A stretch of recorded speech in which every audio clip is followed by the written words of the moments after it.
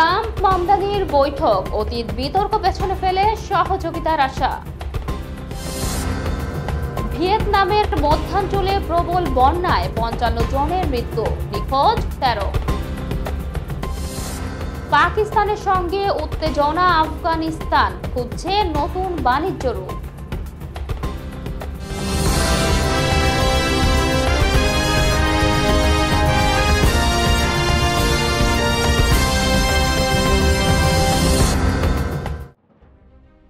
আসসালামু আলাইকুম, আপনাদের সাথে আছি আমি নীলা ইসলাম। এতক্ষণ শুনছিলেন আন্তর্জাতিক অঙ্গনের সংবাদের শিরোনামগুলো, এবার জানাচ্ছি বিস্তারিত।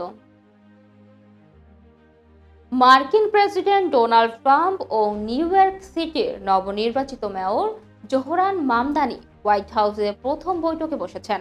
অতীতের তীব্র সমালোচনা ও রাজনৈতিক বিরোধ থাকা সত্ত্বেও দুজনেরই আলোচনাকে ফলপ্রসূ ও সৌহার্দ্যপূর্ণ বলে আখ্যা দিয়েছেন। বৈঠক শেষে সংবাদ মাধ্যমকে ট্রাম্প বলেন, আমাদের দারুণ ও অর্থবহ আলোচনা হয়েছে। নিউ ইয়র্ক শহরকে আরও কর্মক্ষম ও বাসযোগ্য করতে আমরা দুজনই প্রতিশ্রুতিবদ্ধ।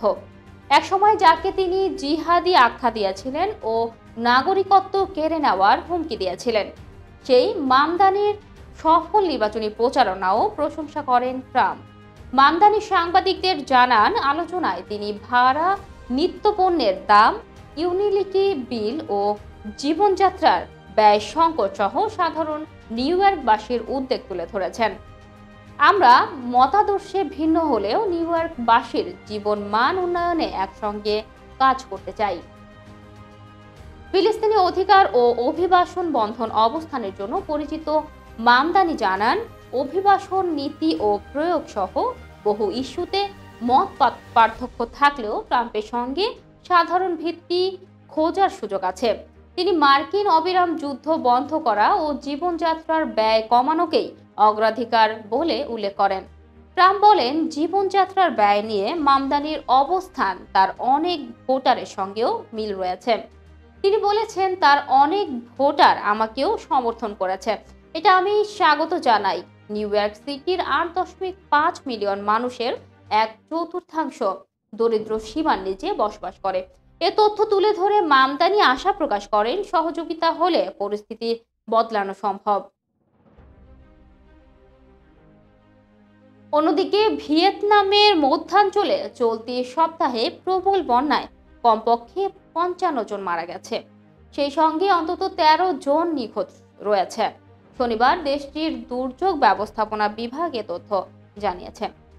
ডাইক ব্যবস্থাপনা ও প্রকৃতি দুর্যোগ প্রতিরোধ বিভাগের বরাত দিয়ে ভিয়েতনাম নিউজ জানিয়েছে, মধ্য ভিয়েতনামে বন্যার ফলে ব্যাপক ক্ষয়ক্ষতি হয়েছে। অন্তত ৩৪০ মিলিয়ন ডলারেরও বেশি অর্থনৈতিক ক্ষতি হয়েছে। স্থানীয় ডাক লাখ এলাকাতেই ২৭ জনের মৃত্যুর খবর পাওয়া গেছে এবং ৮ জন নিখোঁজ রয়েছেন। অন্যদিকে খান হোয়াতে ১৪ জনের মৃত্যু এবং আরও ২ জন নিখোঁজ হয়েছে।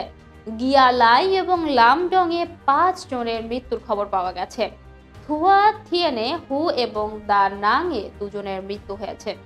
দা নাং এ আরও ২ জন এবং হুয়াং ট্রি প্রদেশে ১ জন নিখোঁজ হয়েছেন বলে জানা গেছে। স্থানীয় সংবাদ মাধ্যম জানিয়েছে, বন্যায় প্রায় ৯৫০টি বাড়ি ধ্বংস হয়েছে এবং ক্ষতিগ্রস্ত এলাকায় ২৮,৪৬০টিরও বেশি বাড়ি এখনো ডুবে আছে। বন্যা ও ভারী বৃষ্টিপাতের ফলে ক্ষতিগ্রস্ত এলাকাগুলোতে পরিবহন পরিষেবা ও ব্যাহত হয়েছে। ভূমিধসের কারণে প্রধান মহাসড়ক এবং গ্রামীণ রাস্তাগুলোর কিছু অংশ বন্ধ হয়ে গেছে। কর্তৃপক্ষ জানিয়েছে, দুর্যোগ মোকাবেলায় সামরিক ও পুলিশ সদস্যদের মোতায়েন করা হয়েছে।